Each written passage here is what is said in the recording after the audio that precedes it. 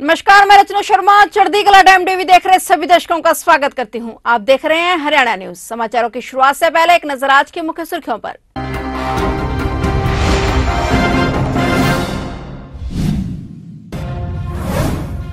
मुख्यमंत्री ने दिलाई सेवानिवृत्त आईएएस विजय वर्धन को राज्य मुख्य सूचना आयुक्त की शपथ। सेवानिवृत्त आईएएस सत्यवीर सिंह ने भी ली राज्य सूचना आयुक्त की शपथ। उत्तर प्रदेश के लखनऊ में लगे मुख्यमंत्री मनोहर लाल के होर्डिंग। योगी आदित्यनाथ के शपथ ग्रहण समारोह में पहुंचे सीएम मनोहर लाल का भव्य स्वागत।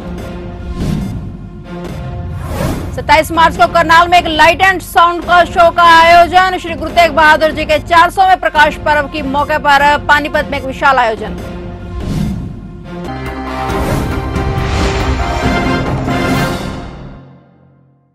और अब समाचार विस्तार से।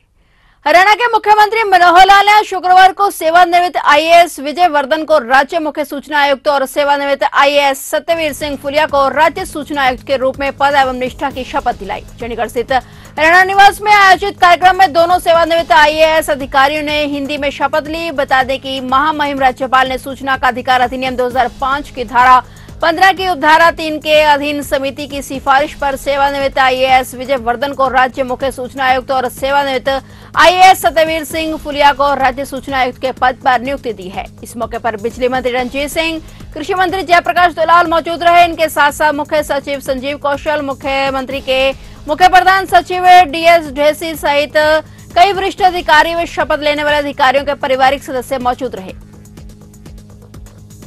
उत्तर प्रदेश के लखनऊ में आयोजित योगी आदित्यनाथ के शपथ ग्रहण समारोह में पहुंचने पर होर्डिंग लगाकर हरियाणा के मुख्यमंत्री मनोहर लाल का भव्य स्वागत और अभिनंदन किया गया। कार्यक्रम स्थल भारत रत्न अटल बिहारी वाजपेयी अंतर्राष्ट्रीय कान्हा क्रिकेट स्टेडियम लखनऊ के परिसर में जगह जगह मुख्यमंत्री मनोहर लाल का स्वागत करते होर्डिंग दिखाई दिए।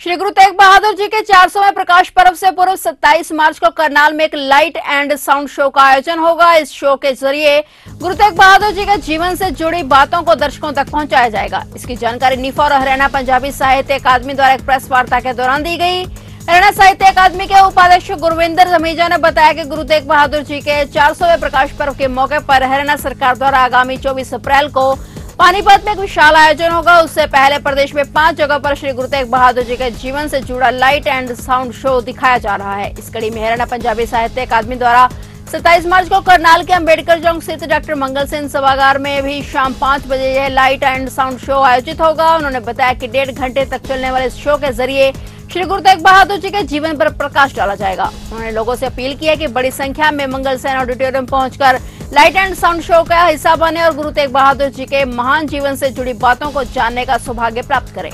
हरियाणा बड़ा खुशकिस्मत है। मैं आज दे वक्त भी गल कर रहा कि 1966 च हरियाणा बनया, उहदे च कदी भी गुरुआं दे प्रकाश पर्व नहीं मनाए गए।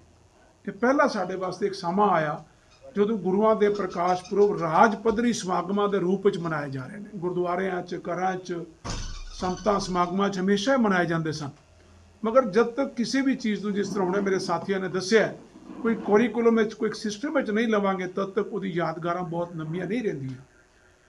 ਖਾਸ ਕਰਕੇ ਜਦੋਂ 2016 'ਚ ਬੰਦਾ ਸਿੰਘ ਬਹਾਦਰ ਦੀ 300 ਸਾਲਾ ਸ਼ਹਾਦਤ ਦੀ ਯਾਤਰਾ ਜਿਹੜੀ ਹੈ ਰਿਆਸੀ ਤੋਂ ਚੱਲ ਕੇ ਦਿੱਲੀ ਜਾ ਰਹੀ ਸੀ, ਉਹਦਾ ਸਵਾਗਤ Lohgarh sub division Bilaspur Yamunanagar district ਵਿੱਚ ਰੱਖਿਆ ਗਿਆ ਪ੍ਰੋਗਰਾਮ। ਉਹਦੇ ਵਿੱਚ ਇੱਕ ਮਿਸਾਲ ਕਾਇਮ ਹੋਈ ਕਿ ਜੰਗਲ ਬਿਆਬਾਨ, ਜਿੱਥੇ ਮੇਰੇ ਸਾਰੇ ਵੀਰ ਪਹਿਲਾਂ ਵੀ ਗਏ ਹੋਏ ਨੇ, ਐਸਜੀਪੀਸੀ ਦੇ ਵੀ ਉੱਥੇ ਆਪਣੀ ਪਹਿਚਾਨ ਰੱਖੀ ਹੈ। ਹਰਿਆਣਾ ਕਮੇਟੀ, ਬਾਕੀ ਸਾਰੀ ਪੌਂਟਾ ਸਾਹਿਬ ਕਮੇਟੀਆਂ ਸਾਰੀਆਂ ਉੱਥੇ ਪਹਿਚਾਨ ਤੌਰ ਤੇ ਬੈਠੀਆਂ ਨੇ। ਮਗਰ ਇੰਨਾ ਵੱਡਾ ਪ੍ਰੋਗਰਾਮ ਜਿਹੜਾ ਉੱਥੇ ਰੱਖਿਆ ਗਿਆ, ਜਿਹਦੇ 'ਚ ਸੀ ਵੀ ਸ਼ਾਇਦ ਹੀ ਕੋਈ 2.5-3 ਹਜ਼ਾਰ ਤੋਂ ਉੱਪਰ ਬੰਦਾ ਉੱਥੇ ਪਹੁੰਚੇਗਾ।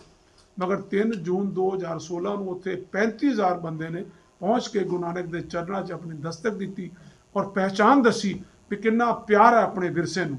तकरीबन 3 महीने के बाद पेट्रोल डीजल की कीमतों में हुई बढ़ोतरी को लेकर ऑल इंडिया कांग्रेस कमेटी के आह्वान पर आज देश भर में सरकार के खिलाफ प्रदर्शन किया गया। करनाल में भी असंध से विधायक शमशेर सिंह गोगी और कांग्रेस के करनाल जिला संयोजक त्रिलोचन सिंह तमाम कार्यकर्ताओं के साथ जिला सचिवालय पहुंचे, जहां नारेबाजी करते हुए सरकार के खिलाफ विरोध प्रदर्शन किया गया। इस दौरान कांग्रेस नेताओं ने राष्ट्रपति के नाम डीसी को ज्ञापन भी सौंपा। इस ज्ञापन के माध्यम से पेट्रोल, डीजल और रसोई गैस के दामों में की गई बढ़ोतरी को लेकर राष्ट्रपति को अवगत करवाया गया। कांग्रेस नेताओं ने मांग रखी कि आवश्यक वस्तुओं के दामों में की जा रही बढ़ोतरी पर रोक लगनी चाहिए।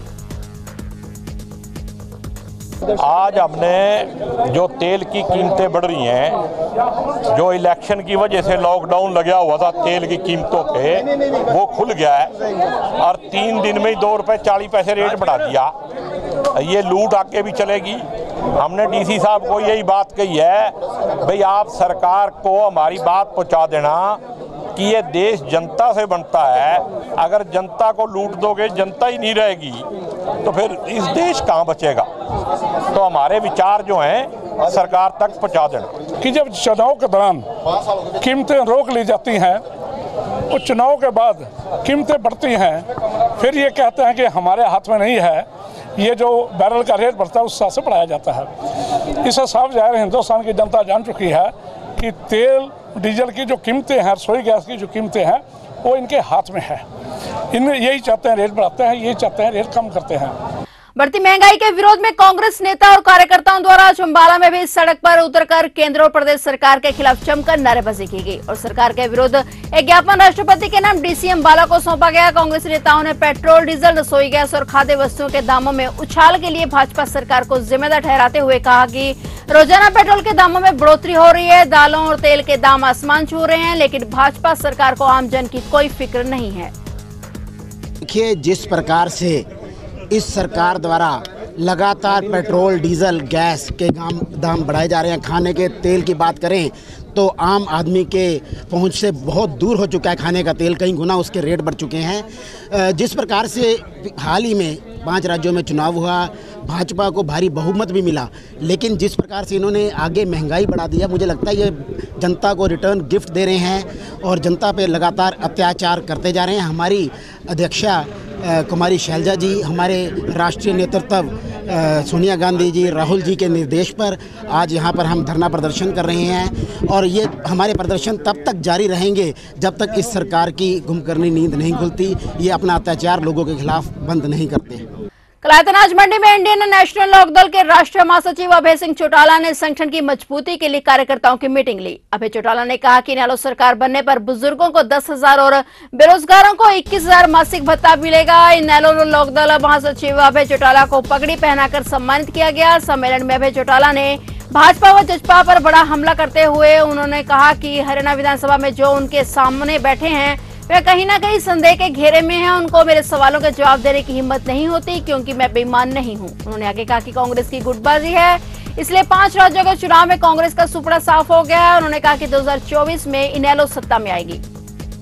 मार्च महीने की शुरुआत से एक बार भीषण गर्मी ने दस्तक दे दी है, जिसके कारण अंबाला में बिजली खपत अचानक भारी वृद्धि देखने को मिल रही है। मार्च के पहले सप्ताह में जहां बिजली खपत प्रतिदिन 30 लाख यूनिट थी, जो अब बढ़कर 44 लाख तक पहुंच चुकी है, जिसके कारण लोड बढ़ने से कई जगह ब्रेकडाउन की भी कुछ सूचनाएं आ रही हैं, जिस पर बिजली विभाग लगातार नजर बनाए हुए है।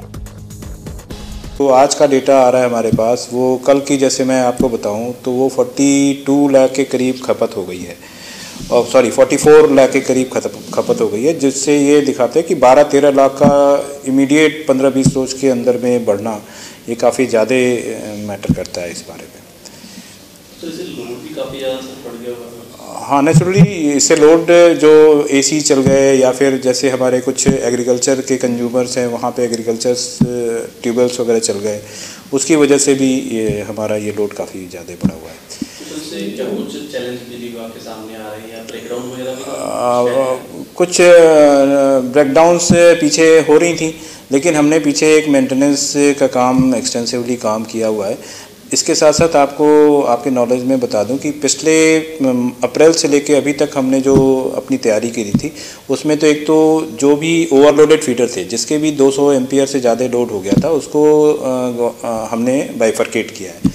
तो ऐसे टोटल जो हमने कंप्लीट किए हैं 48 फीडर्स हैं जो 11 kV के जो कंप्लीट किए हैं, और जो हमारे काम अभी चल रहे हैं जो हमें एक्सपेक्टेड है कि हम अगले 1-1.5 महीने में कंप्लीट कर लेंगे, उस पर 20 फीडरों पे हम अभी काम कर रहे हैं।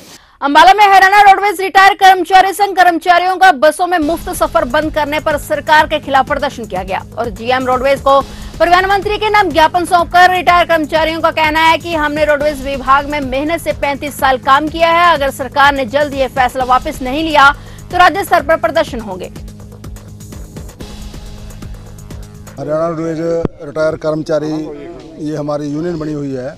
मैं भी रिटायर कर्मचारी हूँ, यहाँ से वाइस प्रेसिडेंट हूँ इस प्रधान यहाँ का। तो आज हमने डिमांड रखी है, सरकार गलत नीतियों के कारण हरेक को प्रताड़ित करना चाह रही है। बुजुर्ग होने के बाद इज्जत तो क्या करनी थी, जो ये सरकार के अंदर नुमाइंदे बैठे हैं, सरकार के जो भी वाली वारस हैं, बुजुर्गों की बेइज्जती करने पर तुले हुए हैं। ये हम कभी भी सहन नहीं करेंगे। ना हमने कभी अपने बुजुर्गों की बेइज्जती की है, ना हम अपनी बेइज्जती महसूस होने देंगे, क्योंकि ये वृक्ष हमारा लगाया हुआ है हरियाणा रोडवेज। हमने खून पसीने सींचा है, रात नहीं देखी, दिन नहीं देखी इसको यहाँ तक प्रफुल्लित करने में। अब सरकार इस फल का छाया, इस दरख्त की छाया लेने से और फल खाने से हमें वंचित कर रही है। ये अन्याय है, हम नहीं होने देंगे। सरकार अपने घिनौने ये जो हथकंडे हैं, नए कर्मचारियों को सुविधा ख़त्म कर रही है। जो आज ड्यूटी में हैं, कल वो भी रिटायर कर्मचारी होंगे, वो भी हमारा साथ देंगे।